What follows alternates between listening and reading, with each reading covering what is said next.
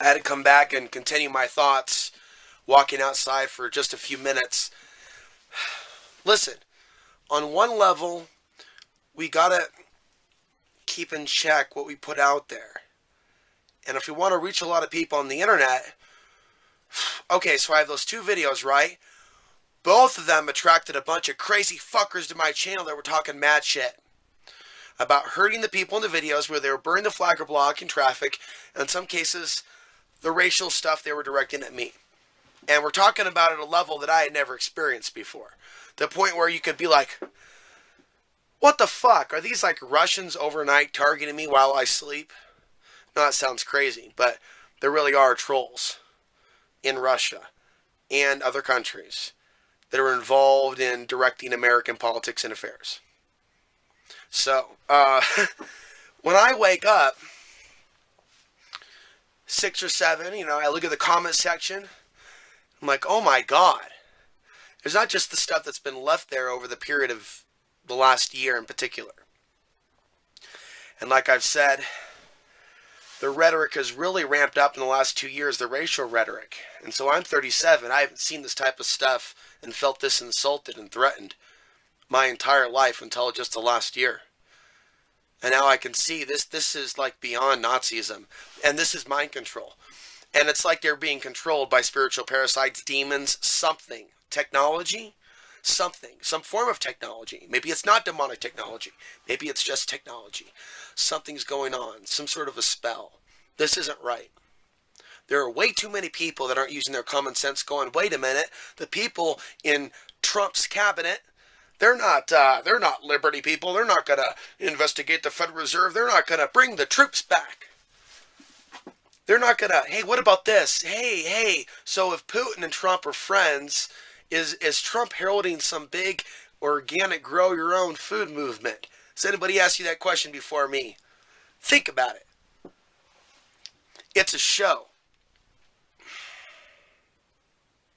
These people have misguided anger. These people have shown me, many of them, first of all, they're anonymous. But a certain amount of them actually are veterans. We really are going to be dealing with the domestic terrorist threat on a level from some veterans that aren't returning, they're already back. They're too messed up to go back to war. Maybe some of them collecting a check from the government and then sitting on the internet all day long, trolling, not starting their own YouTube channel and talking about what happened to them and sharing their own truth, but ending up in this web. Now, back in the day when Alex Jones was doing a lot of good work, there's a lot of people that hated him for that and the things that he was exposing regarding what the military was doing in the Middle East and to Afghans and Iraqis. Like the good Wicked Witch, the good Alex Jones back in the day. Now, the man has drinking of the blood of the child, if you will, and he's joined the dark side. That man has psychotic followers. So when Alex Jones plays up the civil unrest and the mind control, you've got bikers, you've got white supremacists, you've got people that have tortured people, ex-vets, really pissed off people. These people are ready. Now, we are going into a solar minimum, so things aren't going to pop off yet. But they are redirecting the aggression away from the real system and government that's still in place. That stuff doesn't go away just from its transition from one presidency to another. They divided us over the Obama thing. They divided us over the Trump thing. And so I'm always shooting this message out to those of you on the left and the right, because I really have a similar message for you both. Because I have abstained from having a dog in any of the races. Why? Why does Alex always abstain? They don't really care about these victims of war. They're a part of the war machine. They're not reeling it back. They're not outside the system. And on a deeper level, from a spiritual perspective, just deal with it. It's coming. Get ready for it. And it's like it's a sacrifice to the fallen gods, or the demons of this world, the people they're killing. And a friend messaged me and said, Alex, what can I do to stop the wars in the Middle East? I mean, I appreciate the question, I guess. We're not the majority. The majority of the world and the people on the planet don't care, or it hurts too much to really explore what's going on in the Middle East, what's happening to people's children.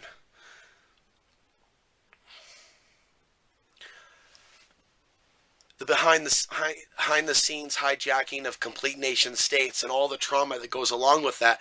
Most people can't process that and don't want to go down that rabbit hole, and then to go down each nation individually. But just to even get a partial, it's like I can't even look at all that's gone on with Afghanistan.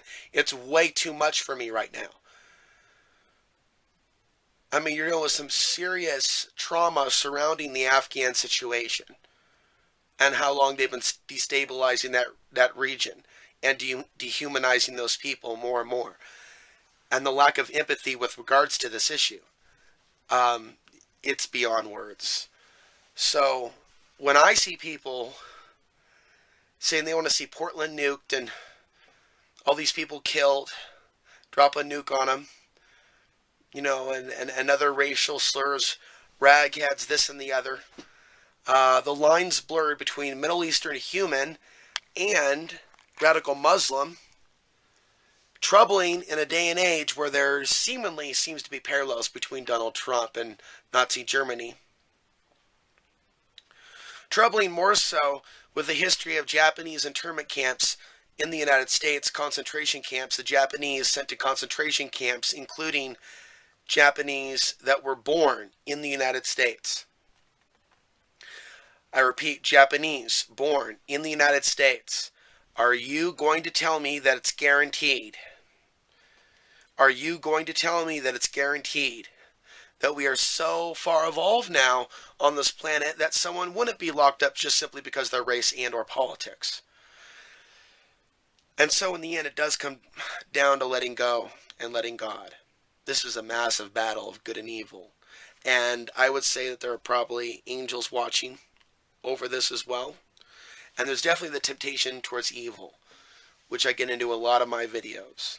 The mass media mind control that Alex Jones and aspects of the media represent and the internet, they're leading these men astray.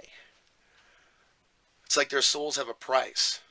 It makes no sense to think that you can call for someone else to be hurt or want someone else to be hurt and it not to happen to you. One time in Portland, an old man, you know, a random conversation you have with someone over coffee, told me, but be careful what you think about others or what you wish for others.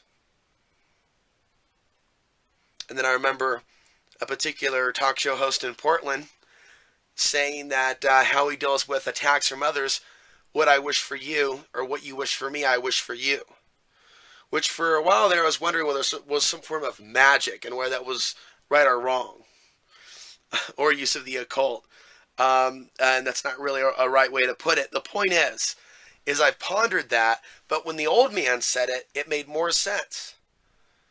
You know, if people are stuck in a state of jealousy and anger and wanting to hurt someone, and you have a collective of people that are pretty much led through mind control, I'm going to wrap up today's video, folks, with this point. Like, they're like, kill, kill, kill, bomb the city, lock them up, deport. And it's like, it's rhetoric that they're not recognizing. We never saw this during Bush or Obama. This is nuts. I never saw this from the Obama supporters in Portland. I felt that they didn't understand me and they were a little judgmental and considered me a conspiracy theorist, not really giving Obama a fair shake. I felt that was judgmental and hurtful. What I'm seeing from today's Trump supporters is like, whoa, oh my God, talk about like a domestic terror threat, wedding. You're talking about blowing people up, killing people, bombing cities. That's all terrorism. And then some people are going, oh no, those are the leftists, false flagging. It's the leftists. They're being paid by Soros on the other side. Prove that one. Because there really are people with real profiles and people that I've had to drop that really are acting that role of the quote-unquote useful idiot. They're not being paid, but they're being influenced because they're part of the masses that are easily influenced. Why? Because it's humankind's nature. The masses follow. It's only the independents and the few in society that are the insusceptible, that think for themselves and speak to others and speak their truth as their weapon. Okay? That's the role some of us are here to play. Okay, and it's going down here right now today in a certain way. And we're not drinking the Kool-Aid. And as a result, trying to wake people up, it's like we're angering the demons of this world that want to keep controls of their soul, keep control of these people, keep their mind from being unplugged, you know, and constantly misdirect their anger, misdirect their anger, misdirect their anger. And while they may want to hurt someone that's burning the flag, what about those people in D.C. that have destroyed this country? What about the Trump deception? What about, thank you for remembering. Thank you to myself, Trump and Saudi Arabia. You got a Saudi prince that just got a CIA gold medal. You also, Alex Jones calling for Trump to get the Nobel Peace Prize. You have Trump bowing to China on the One China policy at the moment. And then a bunch of weird stuff that's going to be going on with NATO and Russia and Trump. Out in countries like Esotania, Poland, other places, massive NATO drills with U.S. troops. And this is all post-Obama presidency. So I warned about massive manufactured civil unrest in the ramp up to World War III in the 2020s. I mentioned that years ago, as far back as 2010, but actually my solar flare presentation in 2013. And what time is it? Where are we? 2017. Okay, so a couple more years, massive destabilization. Okay. The threat and fear of domestic terrorist, maybe ex-military organizations going out and hunting down the libtards.